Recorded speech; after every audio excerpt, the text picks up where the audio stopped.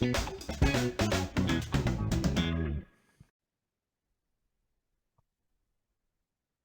morning, Michael.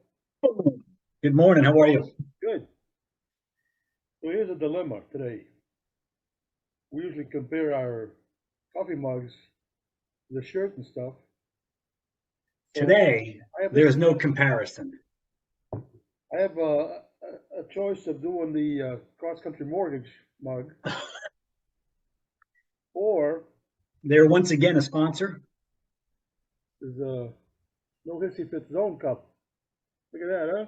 These are available on our website for $49.95 for a pair, free shipping. Oh, $50, $50 for a pair of mugs. Sounds expensive. I don't. We should maybe talk to. wait a minute. This is I messed up. I didn't include the pears. I'm doing apples. could be a supply chain issue. Maybe that's why they're so expensive. But if you want them, $50 a pair, free shipping though. And it's on both sides. So whether you're a lefty or a righty, So you can have a you're camera in front supporting of you. you're supporting the team podcast. You can have a camera in front of you, or you can have a camera behind you. That's you'll right. be able to see the other side. Yeah. Like if I had this up and I was wearing a GoPro camera on my head, we could see. Wow. So here's what's fun since the last, and this is number 50, by the way. So Yeah. Whew. well past 90% of podcasts don't get past 8 episodes. This is number 50. But what's fun for me, since 49, is now I can kind of visualize where you're sitting doing this podcast from, because since 49, I've been in that room. Yeah. So that was awesome to have you over here in Florida. It was awesome. That was a lot of fun. So for our watchers and listeners, the two of us who do this podcast from 1,500 miles away, have gotten together and broken some bread together and spent some time. So I used to endorse a certain thing. I haven't endorsed it in a while. So now I have a T-shirt that might. What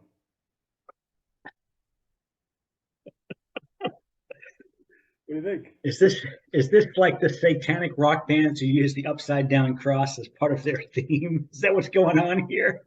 So this is so funny, Mike. One day I had this idea of taking the logo and just flip upside down. Yeah. And I went to this place where they do shirts, right? So I said, "Hey, you guys do one shirt?" He says, "Yeah." I says, "Okay, so here's the logo." I gave him a jump drop of the logo. I told him what I wanted. I said, "Just put it on the white shirt, but I don't want the logo to be, Right side up. Right. I want it to be upside down." He goes, "Huh?" I says, "Yeah." He says, "Why?" I says, "Doesn't matter why. I'm the customer. You do what I tell you to do." So you knew I was joking. But then what happened was, when he came out with the shirt, he goes, "Here it is." I says, "Hey, that logo's upside down, man. What's going on?" He says, "What?" I says, "That's what you said." I says, "I wouldn't do that. That makes no sense at all." He's looking at me like I'm crazy now. Oh boy. You're having fun every day. Why not, right? Well, not so much why not. It's a great way to go through life. I think more people need to get some of that. Did you happen to look yet at the Red Rocks concert dates this summer? No, but you know what I did find out? There's a lot of bands we don't know the names of. That's what I found out. So my son sent me a list of where Extreme's going to be, like the tour that they're doing, and one of them is in Colorado. For who? For Extreme? Yeah, I think in Denver, but not the Red Rocks. Really? Huh. I mean, Red Rocks is the draw, but Extreme's a heck of a draw.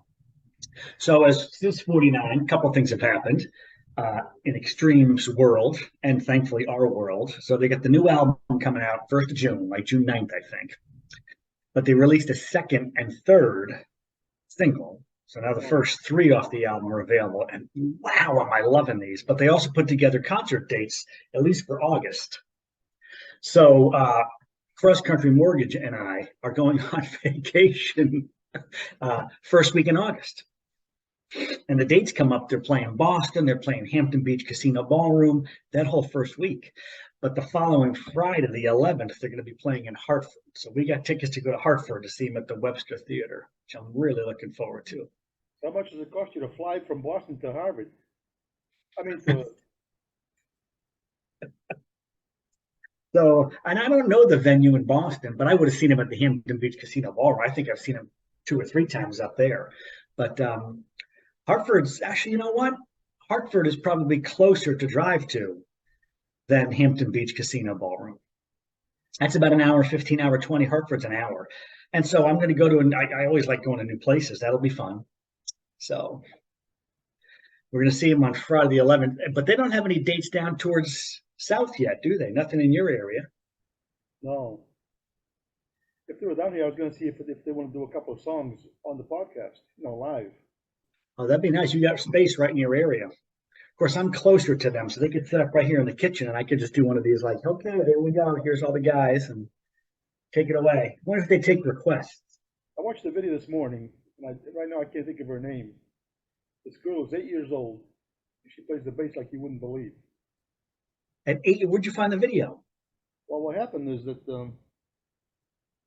Steve Vai somehow came across the video of her playing, and she's 8 years old. So he contacted her and talked to her parents, said, hey, I'd love to meet your daughter. She's awesome, and I'd like to, if you guys can, come over and, bring it to the studio here. We can play some stuff. So she's so happy that she was going, and they showed her and her parents walking into the thing where her father, I don't know if her mother's there, but anyway. She meets Steve Vai, and then they start talking. Next thing you know, they play. She's amazing. I mean, amazing. Really? And he actually had her on live on a show with her, where she goes up and does a few songs. And the girl is so happy, and she's just she does classic rock. She does soul. And she's how old? 8. You would not believe the way she plays. It's amazing. There's some musical prodigies out there. There's no question, isn't there? Wow. Well, these musical prodigies right here in this podcast. Yeah. We're both very good. Prodigy. Very good is one thing. Prodigies another. I know. We might be podcast prodigies. I think Yeah, so it's so cool to spend some time with you. We're friendship prodigies. I like that one. Prodigy. What a prodigy. That's a funny word. Well, Mike and I saw a video on YouTube. Remember the Brian May one talking about Nuno solo on Get the Funk Out, right? Get the Funk Out. So there's a video on YouTube. She's a girl, 14, 16 years old, and she's on stage with them during a sound check, and they had her play, and she plays the solo with the band. And Nuno's kind of standing behind her, just like cheering her on. It was amazing. Wow. Yeah. And all this time that I've known Nuno, he's never asked me to go play with him on stage yet. Yeah, yeah. That's the difference between prodigy and very good, I think. I think he's probably thinking, well, if Tony really wanted to, he would have said something. Wow. That's funny. So the first single came out, Rise, and of course that, guitar solo, everyone's talking about it, and it's all over, Rick Beato and all sorts of people. I'm really loving Rebel and Banshee, the second and third. I think I like both of them more than I like Rise as a song. I love all 3 of them. Yeah, but they're all really good. But oh my goodness. And Rebel is what was cool for me. They really spent a lot of time on these music videos. And for me as a fan and a listener, it's a very different experience to listen to a song than it is to watch the music video and hear the song again. But they're very visually appealing, and they did very different music videos for all 3 of them. I sent out a message to the people that watch our podcasts to see what they think, and they all said.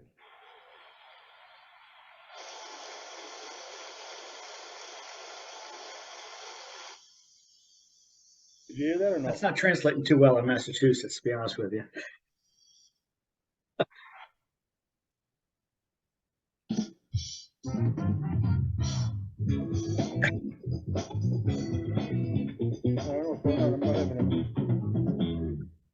So by mistake, I have one of these changed to applause.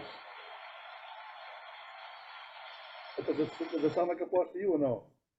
It doesn't. No. I got a bunch of noise. Oh, So the video for Rebel is so first of all, it's in black and white. How cool is that? And they're in this studio, but it's a very Gary vocal fronted, and the vocals have just so much attitude to it. Lynn was watching, he's like, this is just dripping with Boston attitude, like you got something to say, and it's so good. So I'm excited about this. Apparently, there was a little glitch in the system on iTunes because let me bring the album up. Not that we could see it yet. There it is. So here's the album. And the fourth song is called Other Side of the Rainbow, not released. But there was a little glitch, and some people got the song. So it's quite a lot of talk on the music boards and the chat rooms about this song. I hadn't heard it. And then somebody said, let's please respect the band. If you have it, don't share it and stuff. And somebody shared it, and I don't want to hear it because I want to hear it when the band wants me to hear it. But they're saying it's incredible. And I guess it's a little bit more Gary Nuno ballady kind of thing. And they're talking about radio play. So I'm anxious to hear it because they start the album off with 3 rockers. And, with Extreme album, you never know what's going to go. So I'm sure they got something slowed down and ballady for us. Perhaps sooner than later. So let's see. We'll see. I was at Walmart. I have a big Walmart near me. And this couple was walking around, so I thought he looked familiar, but I wasn't sure. So I just said, hey, I just got a call from corporate. They told me to show you a picture of my pride and joy. This is just a customer there or someone at the register? No, I think customers. I do it to people at the store all the time. She goes, I thought that was you. I said, you thought I was me? She goes, yeah, we used to go with the Silver King Brewery all the time to see Oyster Bone. And you were our favorite because we got there early and you always come out to our table and said, hey, because you're here first, I'm supposed to show you my pride and joy. I need you to come over and tell us a bunch of jokes. And you talk to us before the gig, and you'd come over and say hi to us and talk to us, and a bunch of other people you'd be talking to all the time during a break. And none of the other guys ever talked to us, so we always you were our favorite. I said, wow, thank you. And you go out and greet the audience, and first they'll see your pride and joy. How fun is that? I said, because you guys are here early, yeah, I have to show you a picture of my pride and joy now. So I didn't want to, but I'm going to have to. It's funny, you're talking about getting there early. So I've got this one-night gig coming up. In fact, here are the tickets. Look at this. I'm playing drums with the Nate Ramos Band. Of course, this is funny. They didn't have enough space to fill his last name, R-A-M, but they had space for 3 periods after it. But Nate Ramos. And this is the country thing I'm doing at this really nice club in Worcester called Off the Rails. And they got line array speakers and a stage and a drum riser. I've not been there yet, but it's supposed to be spectacular. So there's a country young guy who named Zach Bryan, B-R-Y-A-N, who sold out the DCU Center in Worcester, which is 12,000 seats in a short time. This club is right next door to the DCU, and they wanted to take advantage of these 12,000 people going next door for this concert. So they're having the Nate Ramos Band and I, playing with them, play a pre-concert party at the club from 4:30 to 6:30. Then the concert's going to go on, and we're playing a post-concert party after the concert from 10:30 till 1. Oh, that's going to be awesome. So when they called me, they're like, it's going to be a long day, but we just talked about 4:30, what time you want to get there to get set up. And AJ, the other guitar player, we're all on the same page. Let's get there early. I like to get set up, sound checked and done, and then still have a half an hour before anybody shows up just to kind of get your head ready, But we're rehearsing like crazy. Both these 2 guys, Nate and AJ, are full-time musicians. And so when you walk into the breweries or the restaurants and you got the single guy there acoustically, that's what these guys do for a living. So most of their nights are taken. Wow. Monday's a down night. Monday afternoons, I'm kind of free, or I can be. So we've been doing these monster rehearsals from 2 in the afternoon till 9 at night on Mondays, because we got 53 songs to learn. And we're doing that the next 2 Mondays. But we just talked about how early we're going to get to this club. This is what's coming up. It's 2 weeks from yesterday, May 12th, Friday. And it's going to be a fun time. Awesome, man. Very cool. In fact, you could probably find it somewhere. Nate Ramos has some original stuff. He's got a song called Across the States, which is just beautiful, kind of country, kind of ballady. He's got a really cool voice, and he's a great songwriter, very catchy. Just him on an acoustic, but he tells a great story in his lyrics. So for you or anybody else, Nate Ramos, check out Across the States. It's spectacular. I thought of you the other day. There's a place in St. Pete called Navarro's. It's an Italian store and a restaurant and all that stuff. Yep, yep. And I go there sometimes because they have the bacalhau, which is the salted cod, right? So right next to them is a banana record store. Oh, I say, you know what you know what's coming now, right? I go in there and the guy behind the counter says, "I can help you find anything." I says, "Listen, I just got a call from one of my friends. He told me to meet me here in 45. I got here in 33. It's actually record time." He goes, "Oh man, that's so clever." So he says, "Say that again." So I said, "He says, I gotta remember that." I love that you added on. So I got here in record time. I got here in 33, which is record time. He goes, "Oh." And then that was something else that was funny. There's got to be a way to work the number 78 into that. That would be funny. I know, but That's old school right there. It's oh, funny you say that because I drive a lot for work from my work appointments all over the state in home sales. And I'm in this little cute town, East Hampton, out in not quite western, but central western Mass. Northampton's a big spot, a lot of colleges out there, Amherst. And there's this cool little store with a weird kind of cutout wooden storefront. And what's this called? Platypus. Anyway, this guy's selling used records. And I walk in and talk to him. His name is Dave, owns the place. He's been in business for like 43 years selling albums. And I'm like, well, vinyl has come back. He's like, I never saw it coming. It's completely saved me. And it's amazing. I think a lot of people, I have this conversation a lot, and I'm one of them, where like I still have 2 cases of albums in the garage from years ago. And but I do have a little turntable, but I don't have like the old nice stereo systems. I know I have some. I let them go a few years ago. Right. The other thing, I was walking around and I saw the album for the Beatles, Abbey Road, Yep. where the picture on the album is the 4 guys crossing at the crosswalk. Yep. I grabbed that thing. I went over to the same guy and said, "Listen, now we have proof that the Beatles had a fifth Beatle. There was 5 of them." He said, "Yeah, I know. I've heard that before." He says, "Well, I got proof now." He'd probably think you're talking about Pete Best or something, right? I don't know. So he says, "You got proof, huh?" So I showed him the thing. I says, "There it is." He goes, "Yeah, I don't get it." I says, "Look, there's the 4 guys, the 4 Beatles, and then right next to them on the park on the side of the road is a Beetle right there. See it? Volkswagen Beetle. Oh, you got it? Yeah, there you go." Yeah, see that Beetle right there? Isn't that funny? And so I was saying to you, I can't read it. There's something about the license plate on that Beetle, and I forget the story. Yeah. Joe would not be happy with me right now, but I could call him and get him on here live, but it's a little early for Joe. Yeah, he's over in the other coast, right? Yeah. For him, we'll do a afternoon podcast if he wants to. That might be what it takes to get him as a guest down here. So I was That's funny. I had these guys doing the tile in my bathroom. So then we had to go to the store. So I says, "Well, I'm gonna be okay. I tell them that I'm gonna be doing a podcast. I'm gonna have the door locked or closed so they can't come over here and talk to me." So he says, "You do a podcast, huh?" I says, "Yeah." He goes, "Wow." So his boss is a husband and wife team, and we just fell in love with them. They're really, really good. They do good work, and they're awesome. Wow.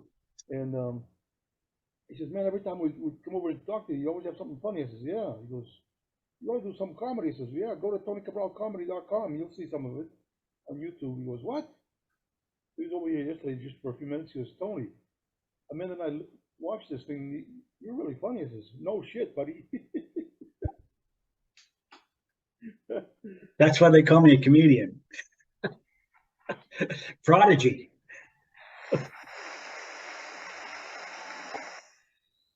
I'm not sure what's wrong with it. This thing doesn't have any sound volume today. That's funny. That's not funny. That's funny. Anyway, hey, so musically, Foo Fighters have a new song out. They do? called Rescue or Rescued, and they get a new album coming, and there's a lot of secrecy around who the drummer's going to be. We touched on this. So the song's available. The first single, I think it's called Rescue or Rescued or something like that. Let me tell you, let me be clearer than that, shall I? Oh, that's another one I got to talk to you about. Jeepers. Yeah, Rescued. Very old school Foo Fighter sound. Amazing, old stuff. I'm assuming, I don't know, but it's Dave Grohl on the drum tracks on the recording. But there's no pictures, a lot of secrecy. And you were the one who told me you had thought you heard that Matt Cameron, the drummer from Soundgarden, and then later on Pearl Jam, might be this new drummer for the Foo Fighters. And there's a lot of speculation, but that'll be interesting to find out. But the song is great if you're a Foo Fighters fan or like new music in general. It'll remind you of older Foo Fighters. And good stuff. If I had an opportunity, I'd fight a Foo. I didn't get the call. I'll tell you that. I mean, no, but I mean, I would fight a Foo. Those guys are Foo Fighters, right? Most people would. I think. About, could you take a Foo? I don't think I could. Foos are tough. Foos are very tough. I know. So I was talking to Terry. Says, "Hey, when are you gonna put together a 15-minute talk or something and join us on the podcast one of these days?" She goes, "Well, let me think about it. I might do that. That'd be cool." I love that. Yeah. Be a nice addition to this. God. She's a lot smarter than she looks, you know. What's that? Oh my goodness.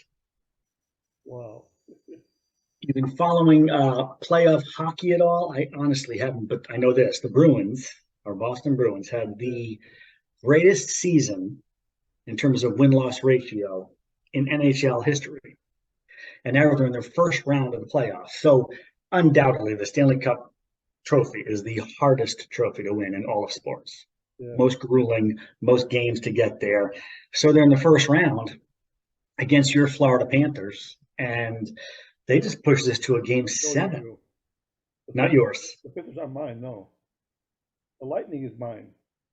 Oh, so it's a little crazy for Bruins fans because there's a game 7 tomorrow night, and it's do or die for both teams. But here are the Bruins with the greatest record season ever, and possibility of getting knocked out in the first round is crazy. So 6:30 tomorrow night, every Boston TV is going to be tuned into that game. You know what I just visualized in my mind? Remember Bobby Orr when he scored that score that he was like flat in the air? I got a great story about that. So way back in the day, when I was known as Michael the Meat Man, I had a home delivery steak and seafood company for years and years and years. Yeah. And I was in a networking group, and I met a really nice guy named Jim, who was an accountant. And he was my accountant for a couple of years, and he would use me and my business as gifts. So I would put together these massive boxes of steak and shrimp and chicken and seafood and fillets, and everything was vacuum packed. Gorgeous presentation to anybody.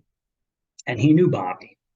And so there was one time he sent me to Bobby's house, condo, downtown for a delivery. I didn't meet him, but I left this box for him. And of course, the concierge takes care of it. So Bobby sends this guy, Jim, a little handwritten note on part of his stationery. And it said, "Thanks for introducing me to Michael the Meat Man." And it's signed Bobby Orr. So Jim gives it to me, it's a nice little piece of stationery, thick cardboard. And I always thought, wow, it'd be cool to like take that famous picture of him flying through the air and put that card over it with my name on it, wow, signed by him, and frame that. That'd be a nice thing to have.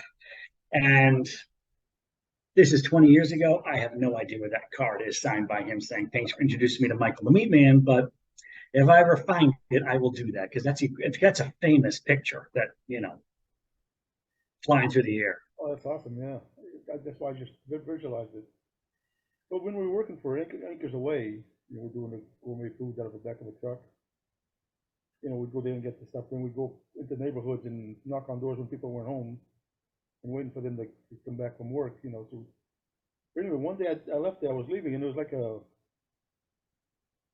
bunch of almost like a storage place, but there's a bunch of businesses in these little like small things, units, I went over there and just started knocking on that because, instead of going into neighborhoods. And within an hour, I emptied the truck. And I was able to see all these business owners. I said, listen, On the move.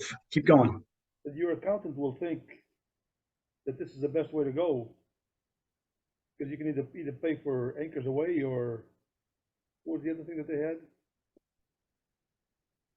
Something to do with like a business name. Anyway, I went back to the store there to get some more stuff. The guy says, what do you mean anymore? He says, I sold it all. He says, how'd you sell it all that fast? I says, I'm not going to tell you because if I tell you, you're going to tell the other guy that's going to ruin it for me. He says, what do you mean? I says, I just did it. I just sold the whole thing. I need another load. And then I did that a bunch of times. And he finally one day says, what the heck are you doing? I don't understand. I says, I don't want you to understand because if you're going to tell everybody, the next thing you know, I'm going to be, I'm going to be missing out on this. Wasn't there two different names? It was Anchors Away and Anchor Supply or something. I forget what it was. Anchors Away was the first. That was the first company, Anchors Away. We worked out there together a little bit. Oh, this lighting's horrible. I had to move, as you can see, because I was having a problem upstairs with some noise in the background. Oh, that's a little washed out, huh? Hold on.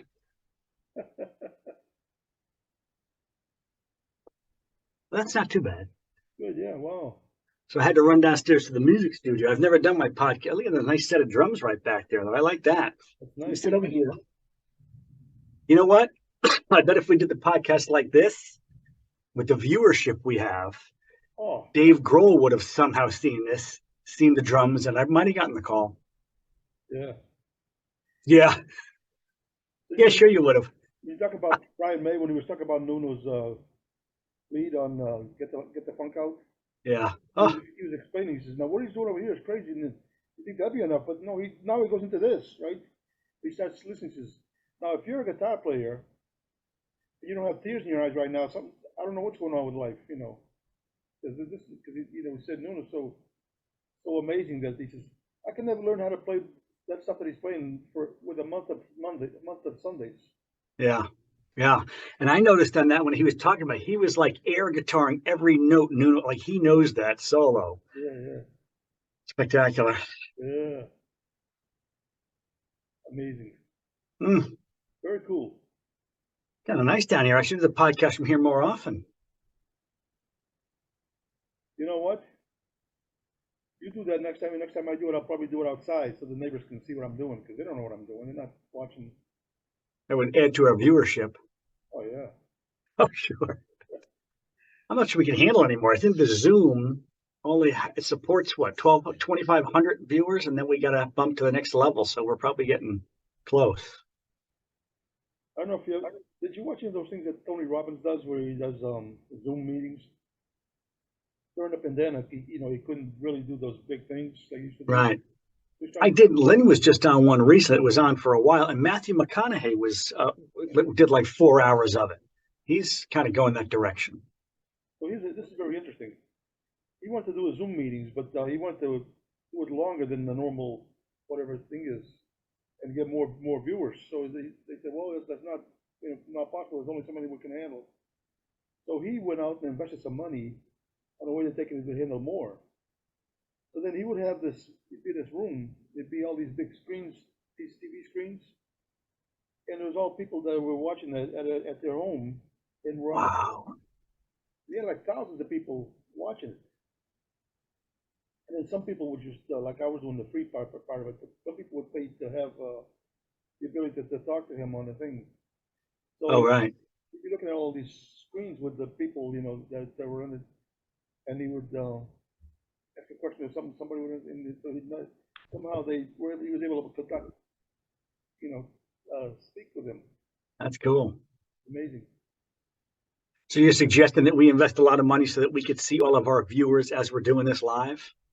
Yeah, because if I do one Sure. outside so the neighbors can see it. During the pandemic, for a while there, I wanted to do something because we couldn't get together.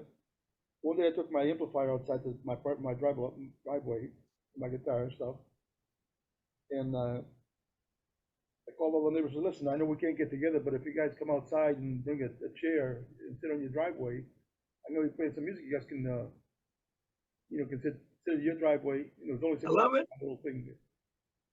Where you can do some music, and then you won't have to worry about being too close because of COVID. I love it. So I started playing, and they're out there. Come on, let's go. So I started playing. Next thing you know, one couple gets up and goes back into the house, and the other one and the other they're all sitting inside this wall. I guess we know we're not gonna have problems with COVID because there's nobody around. They're all inside the house. It's funny. We'd started doing our side yard gigs here with the band, and it wasn't necessarily COVID. It was like, hey, we should run out. We should just do a rehearsal outside someday. I'm like, that's a great idea.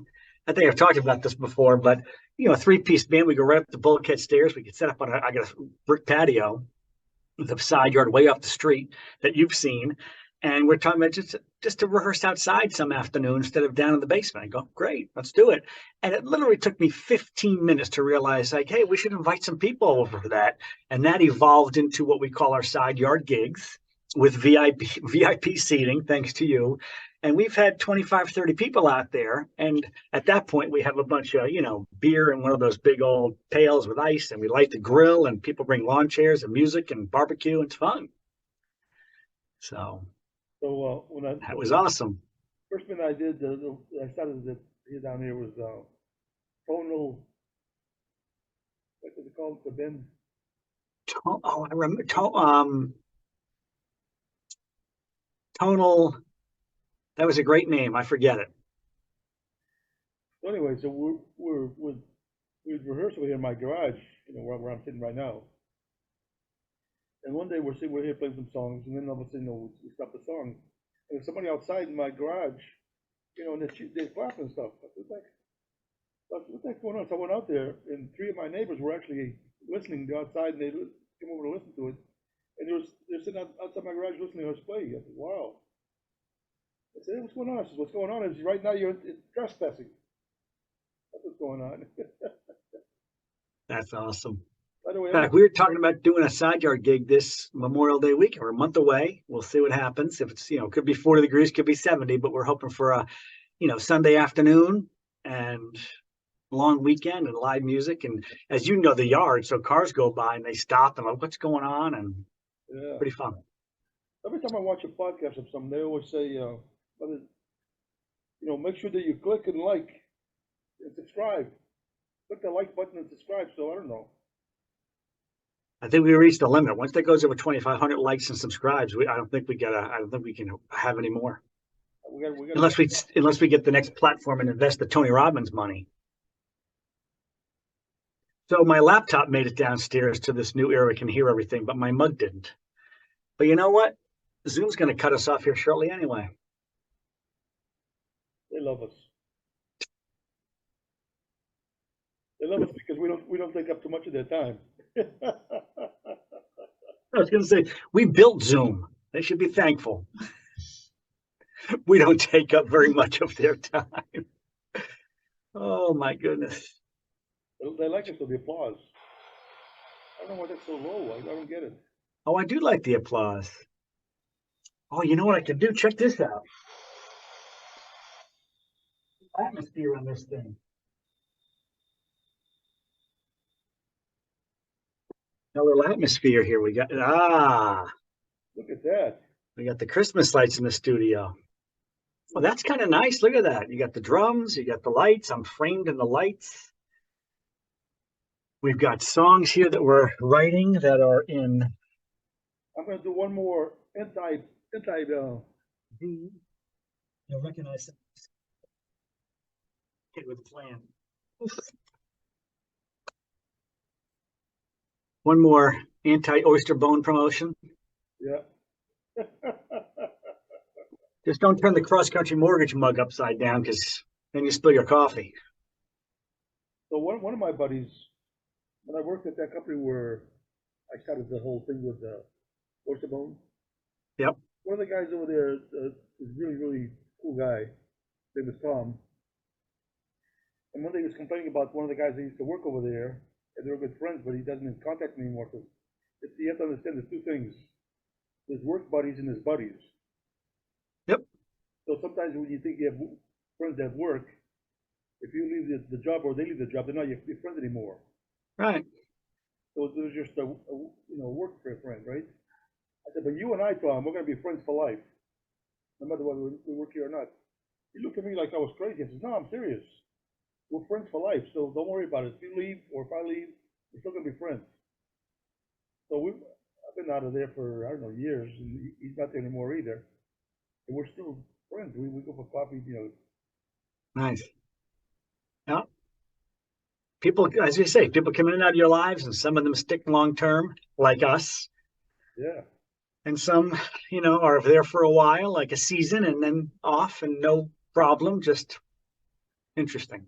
You slipped for a little bit because I couldn't get a hold of you, but then I said, hey, I want to do a podcast with you. He says, yeah, well, I'm your friend, man. I'm your friend.